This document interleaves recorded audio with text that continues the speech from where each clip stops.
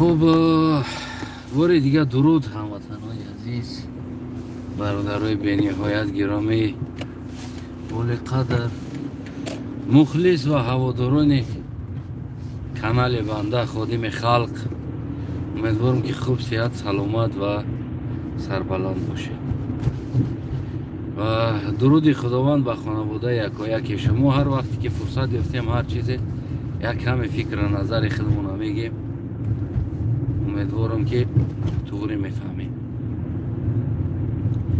میگن خسا بسیار شوه گاو حرام امره. واقعا هم بعضا مطلای ما داریم در دنیا با بعضی چیزا بگیم که خیلی استیکوات میکنه، یعنی خیلی طوری میگیم. از در همین فیسبوک هم یک ملا را چاپ کردم، سخنشه. شما میتونین تماشا کنید. من اینجا امکانی او را موندن ندارم، اون ملا را متاسفانه ندارم که من برای شما او را مانم. یا ملوی نمیدانم ایرانیه خطا نکنم. همین دنیا دا که ملا بسیار شید، دین هم بخدو جزیر شید. هر که با همون فکر نظر خودش یک چی پریدومت کد آور در سری مردم تا که مردم او را ماشالله بگه، زورید ملا بگه ده. همه گم که هر چی زیاد شوه زیادی باید شوه که همین شکر اگر زیاد بدوزش خوردش نمیشه دیگه. همین نمک که زیاد چید و اوقات خورده نمیشه، باور کنید. همین تمام چیز اگر که همین از همون میارش بیرون شید که او دیگر باعث مسرکه میشه، باید پرتایش دو. همین ملا هم دیگه زیادی باید چیدن، باید یارو پرتایشون دادن مسرکه زیادی باید چید. گپه ببینید، هر انسانی که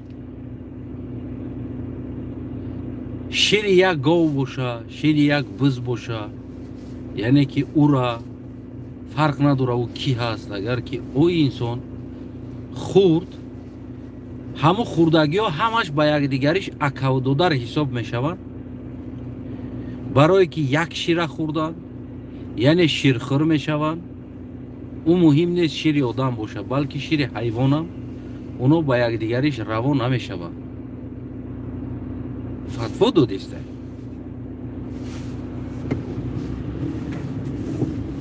مردم انا هم هزارها پیرو داره باور میکنه. بازی بگوی که دیبیل، دلبایوب، کانچینی، تو چی گفتی استی؟ بگوی طرفداراش میخیزن میگن که از تنایف تو دین گپ نزد، تو میگه حق نداری از دین گپ زنی. بعد میگوی ای برادر، من در کجا دین گفتم؟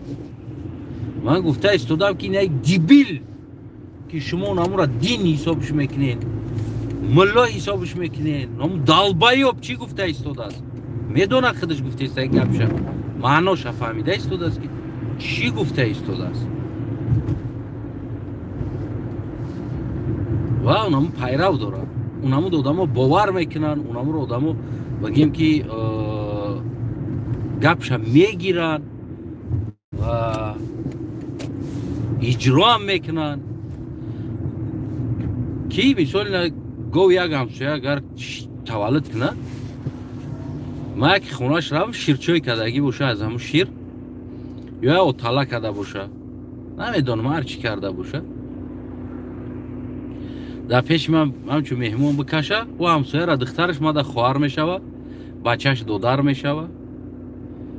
خونگی ما خورده باشن دیگر حق نداریم ما دیگه خشته باری کنیم، دختر بتیم دختر بگیریم. وات اینمی دیبیلیزمو، اینمی دلبایوبیزمو، اینمی کانچینیزمو، اینمی ها بنام همون چیه به گوشمام خورید، اینمی ها بنام ملا و ایشان و شیدن ریش هموندن، ساله را بستن، 4 آیت گفتن، هم مردم به عقل رفتن ایدم دم اینمی ها. بعد یا بافتن ای کجا گرفتن این گپا را خیچو نمیدونن، این گپا ای کجا گرفتن نمیدونن. نه که همو چنالت همو گاوی که در خونش هست میخره، همو را بچهش مرده مونه یا که بقچه باشه میکشه میخره. додарша хурда истодааст, гӯшти додараш мешава ӯ. Ё ҳамн гов бимбира, ё чаналад ҳам гӯшти ҳам гова мехӯра худаш. Намегӯяд ки вақте ки ман шира хурдам, қатъӣ мо ки қатъӣ ширхӯрак бошем, значит и очаи мо мешава. Мо гӯшти очамона хурдан мумкин нест мода.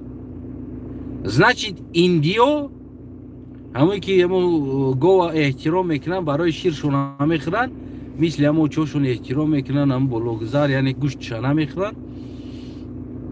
Значит и ҳами ақидаи индизмай да ида короче. ҳамон фаҳмишоти ин далбаёб ин кончини. И индизмай короче фаҳмиданаш. Ки мисол гирем ту шири як гова хурда бошӣ, шири як биза хурда бошӣ, ту автоматик ба якдигар ҳамчун дигар акаву додар ҳисоб мешавад, яъне акаву хоҳар ҳисоб мешавад, барое ки шири як гова хурдӣ, яъне ки ширхӯр шиди қатъию ту қурби акав додарӣ пайдо мекунӣ. Дигари муҳим нест мега шири модар боша ё шири гов боша. фаҳмида истодем? Яъне ки шира дар ҳамин уровни монда истодааст ки ура агар ки як шира, як гова ширша як қишлоқ одам агар бихӯра, як қишлоқ одам ба якдигариш акав додар мешавад. очашон ҳам гов мешавад. ман ҳам хеле дибилора нигоҳ мекунам, ҳам хеле далбаёбора нигоҳ мекунам, мегӯм бародаро, ин далбаёбҳо аз тамоми рамкаи инсонӣ берун биромаданд. агар хоҳен ҳамин дин эътироф ва эҳтиром ва бигӯем ки қурби худша дошта боша, бояд ина хеле далбаёбора ай дин тоза кардан дар кор аст. гапи ёра гӯш кардан дар кор нест. ёра гуфтан дар кор, далбаёб, кончи ниҷа биё, чӣ гуфтести? ай киҷо гирифти гапа? Ки гуфта дай гапа? Ки ти индии та билад? Не. Ай киҷо гирифти так дай гапа? Бояд мо қатъиё бигӯем ки хеле жестко рафтор кунем. манзарата ки тормозош ҳамин ҷиқа светош сирх мешавад, дига дар рӯи одам мезана. инам хеле ақидаи индизм доранд, инам хеле ақидаи дибилизм доранд, инам хеле ақидаи кончизм доранд. ино баъзеош баъзе ҳоли Ашраф Ғани бо Амрико ҳам даст аст гуфта, хечо рафта гуфти ҳам гапа бо айтари дари ҳама пул талбида истодану моро эътироф кунем, ба мо пул битена, мо давлатдорӣ кунем. ман намедонам бародарои мусулмон ҳаме ки ақидаи намтари дибилизм доред. охи барои биҳишт рафтан шарт нест шумо Афғонистона бигирен, шарт нест шумо Тоҷикистона бигирен, шарт нест биҳишт бирен хитон. монен ҳами халқ зиндагӣ куна барои худаш, монен зиндагӣ куна. ба ҳамеди шумо биҳишт гуфта дунёи мардума ба дузах табдил додед. ба ҳамеди биҳишт мебарам гуфта. инам хеле инсонҳоро, инам хеле ақидаи дибилизма бояд мо тоза кунем, реально тоза кунем. ҳамин дигар домулои худмонам бовар ки қобча сафсата мехонанд. хеле каматам не, қобча сафсата мехонанд. ман мегӯм ку ман ҳазорҳо сафсата шуна ман меёрам барои шумо факт ва далел меёрам ки нами сафсата хонда истодааст. сафсатаи холӣ аст. просто ку нақл, халос, нақл, яъне бофта сохта оварда ку ай кинои индийски як хел ҷоша брида тамошо карда ку значит неҷа чизи зур будааст.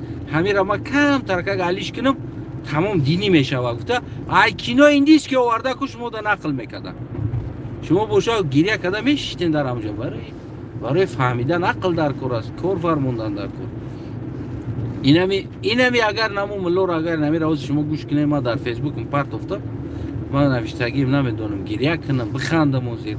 аслан дар фаҳмиши нами инсон сени солушо дар амр тра бугу туф даст фалон сол омадай риш инами қадар мондаги уна то овара ақл дар калаш нест. чӣ гуфта истодааст худаш намедонам, ба худо қасам. ақл нест. мега кадоме ки шири як гова бихӯра ва ба якдигар уже мега ҳукми акав додарӣ апав хоҳарӣ пайдо мекунад. бигирен гуфти ҳамун гап. баъд мега аз санаи ту дин гуфтӣ. ман гуфта истодам, на оят гуфтам шумо дозир, на ҳадис гуфтам, на ячи тарҷуматон кардам, на переводтон кардам. ман баръакс гуфтам ки як далбаёб инами гапа гуфта истодааст. این همه گپا گفته ایستاده است و هزارتاهای شما ایا قشلاقین و گواتون شیر کداگی است قطع کداگی است چکه کداگی است اینو شیره خوردگی خیتون خوردگی هم سویتون خوردگی است شیره همورا بعد شما اویلادار شیدگی هستین با دخترای همسایه یا همو قشلاق بعد شما چی اکاو خوار شیدین اوجه بعد اوجه تمام با کدام دلیل گفته ایستاده است که این دلبایاب شیری گاو انسان هم میتونه اکاو دودار کنه با کجا از کجاش گرفت نمیگه پورا اینم خیلی دیبلیزمو را کو بنویسین در تای کامنتوش بنویسینش میتونین با هم فارسی میتونین بنویسینش با عربی میتونین که همو دلبایاب خونده بتونه بگه پدنالات وقتی تو گاو خوردی شیرشه گوسالش به قچش کشتی خوردی تو پد دودار تا کشتی خوردی تاری باشه تو گوشتی دودار تا خوردی تو автомати با گوسالا اکاو دودار شدی اوجه شیری او را خوردن بعد یعنی تو گاو استاتوس انسان داده ایستادی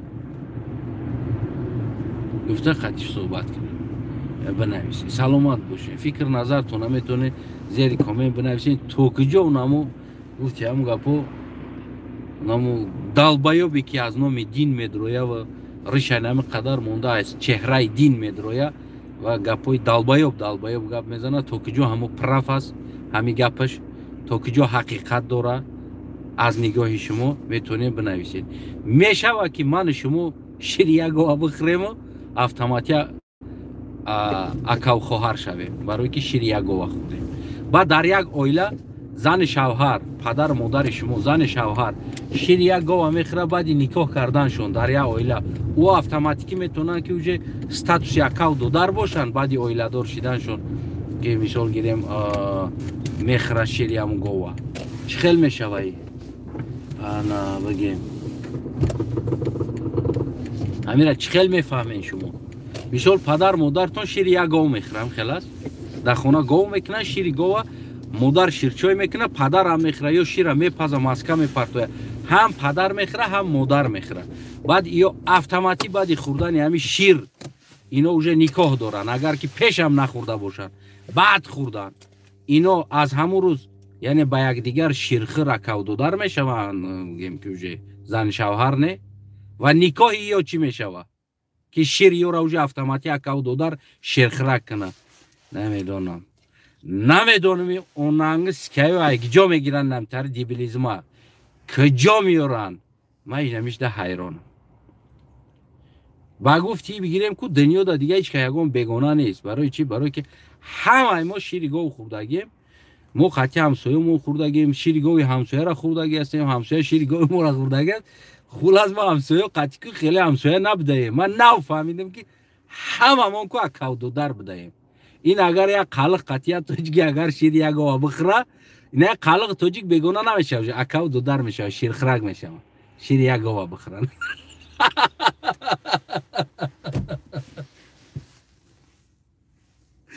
خونت نابود باشه اکاودو درو اپو خوارو کک نیکک کمامون شیر یک گاو خورده ایس دیگه که قدم ادگاه میزنه ما میگم اونای درگو زنک پوش دانته ما شیر یک گاو خوردگیم تکشتو فورد نفورد با فتوی نه ملوک ما اکاودو داریم زنده باشین زنده فکر نظرتون بنویسین اکاودو دارو